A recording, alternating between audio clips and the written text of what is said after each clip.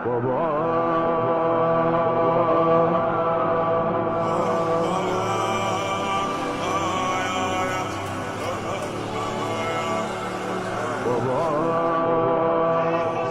مرکز مکتب تشیع علی مسجد سے متصل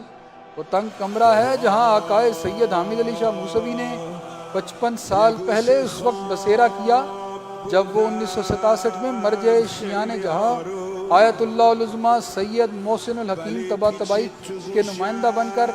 پاکستان کے نوزائیدہ دارالحکومت میں نجف اشرف کے علم و عرفان کا پرچم لیے تشریف لائے۔ 60 کی دہائی کے اواخر میں پاکستان کے چنیدہ مومنین کے پرزور اصرار پر علی مسجد میں پہلے آیت اللہ محسن الحکیم نے اپنے داماد آیت اللہ العظمیٰ سید محمد علی الحکیم کو دینی خدمات کے لیے روانہ کیا تھا، لیکن پاکستان اور عراق کے ماحول میں نمایاں فرق کی وجہ سے آیت اللہ محمد علی الحکیم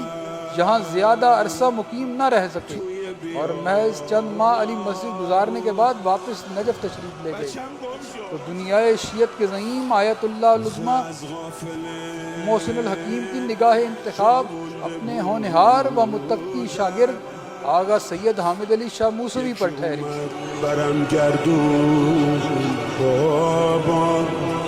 عظیم استاد کا فرمان سن کر سعادت مند شاگرد نے بس اتنا کہا، میں تحصیل علم و عرفان کی جد و جہد جاری رکھتے ہوئے نجف کو نہیں چھوڑنا چاہتا، لیکن اگر آپ کا اصرار ہے تو استخارہ فرما لیں۔ اور یوں آیت اللہ محسن الحکیم نے قرآن سے استخارہ کیا تو سورہ ابراہیم کی آیت نمبر 37 الہی حکم کی ترجمانی کر رہی ہے۔ پروردگار، میں نے ایک غیر ذی ذرا یعنی بے آب و گیاہ وادی میں اپنی اولاد کے ایک حصے کو تیرے محترم گھر کے پاس لا بسایا ہے۔ پروردگار، یہ میں نے اس لیے کیا ہے کہ یہ لوگ یہاں نماز قائم کریں، لہٰذا تو لوگوں کے دلوں کو ان کا مشتاق بنا اور انہیں کھانے کو پھل اور میوے دے تاکہ یہ شکر گزار بنے۔ اور آیت اللہ محسن الحکیم کے روحانی فرزند آغا سید حامد علی شاہ موسوی تاریخ کے دھارے بدلنے، علم و روحانیت کی نئی انتہاؤں سے دنیا کو روشناس کرانے کے لیے علی مسجد کے اس تنگ و مختصر گھر میں آن آباد ہوئے۔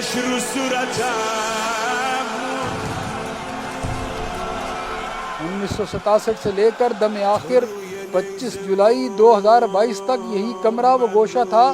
جہاں بیٹھ کر اس عالم روحانی نے مکتب تشیع ہی نہیں، انسانیت و پاکستان کو حیات بخشنے کے لیے نقشے ترتیب دیے۔ اس کمرے میں ایک چارپائی کے ساتھ بس اتنی سی جگہ ہے جہاں مصلی بچھ جاتا، سامنے الماری میں آغا جی کے لباس اور ضروری مطالعہ کی کتب اوپر نیچے موجود رہتی۔ چارپائی کے اوپر ایک مختصر سا اعضاء خانہ تھا جو ہر وقت اس مرد فقیر کے سر پر سایہ فگن رہتا۔ یہ کمرہ ان شب بیداریوں کا شاہد ہے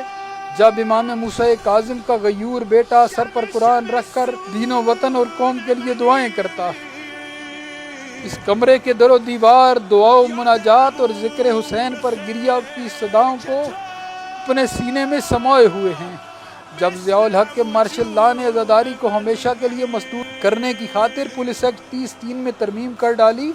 تو یہی وہ گوشہ تھا جہاں بیٹھ کر اس مرد کلندر و فقیر نے مارشل لائی طاقت کے سامنے مزاحمت کی حکمت عملی ترتیب دی۔ یہی وہ مقام تھا جس میں ہونے والے غور و فکر سے پھوٹنے والے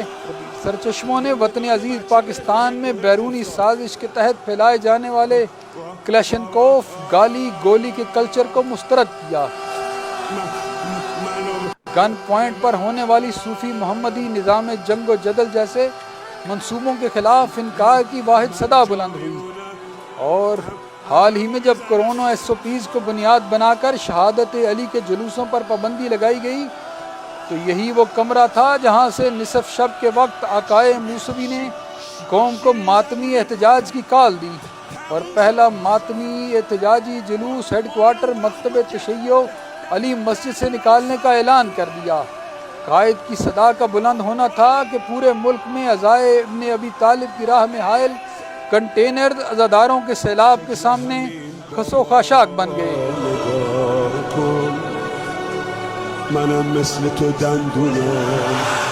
اپنے جد امام المتقین علی ابن ابی طالب علیہ السلام کی طرح اسی سادہ و فقیرانہ طرز زندگی کا ناز ہی تھا کہ آقائے سید حامد علی شاہ موسوی نے جہاں ہر حکومت کو دہشت گردی کے خاتمے کے لیے دین کے نام پر حاصل کی جانے والی فارن فنڈنگ روکنے اور مذہبی جماعتوں کی آمدن و خرچ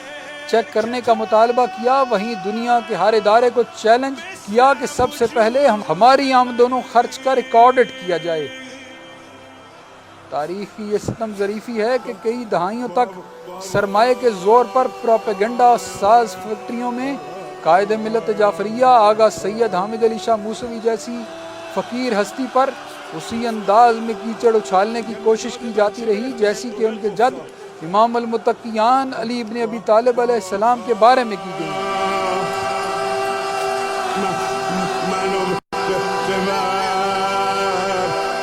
جھوٹی کتابیں لکھوائی گئیں، بہتان باندھے گئے،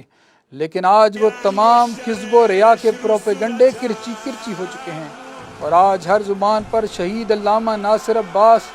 آف ملتان کے الفاظ جاری ہیں کہ علی جیسا امام کوئی نہیں اور موسوی جیسا قائد کوئی نہیں۔ جس کا قائد ملت جعفریہ آغا حامد علی شاہ موسوی کی عظیم ترین جرأت مندانہ قیادت پر یقین ہو، ہم زندہ رہیں گے تو موسوی صاحب کے ساتھ، ہم شہادت کا جام پیئیں گے تو موسوی صاحب کے ساتھ۔ ضرورت ہے کہ آغا سید حامد علی شاہ موسوی جیسی ہستی کے کردار، افکار، جرأت و دلیری، زہد و تقوی اور عرفان محمد و آل محمد کی انتہاؤں کو چھوتے پختہ عقیدے کو نصابوں میں شامل کیا جائے۔ آقائے موسوی جیسی ہستی جن پر مراجع اور فقہا ناز کرتے تھے، انہوں نے اپنی پوری زندگی تحریک نفاذ فقہ جعفریہ کے دفتر کو اپنے نام کے ساتھ علامہ کا لفظ استعمال کرنے کی اجازت نہ دی۔ ہمیشہ اپنے آپ کو زاداران امام حسین کی خاک پا کہلوانے میں فخر محسوس کیا، جن کا نسب العین تھا کہ بدترین فقیر وہ ہے جو امیر کے دروازے پر جائے، اور درس یہ تھا کہ بہترین امیر وہ ہے جو فقیر کے دروازے پر جائے۔ کس قدر عالی بخت ہے یہ تنگ و تاریک کمرہ جو ایک مرد کلندر، مرد فقیر آقائے سید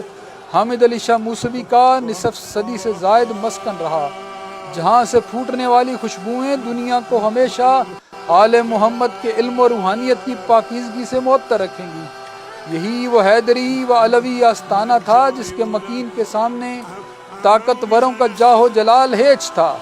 وہ قوتیں جن کی ہیبت سے دنیا لرزتی تھی، وہ اس آستانے کے مکین آقائے موسوی کی صدائے حق سے خوف کھاتی نظر آتی تھی۔ آج بظاہر آغا سید حامد علی شاہ موسوی ہمارے درمیان نہیں، لیکن آقائے موسوی کی زندگی کا ہر گوشہ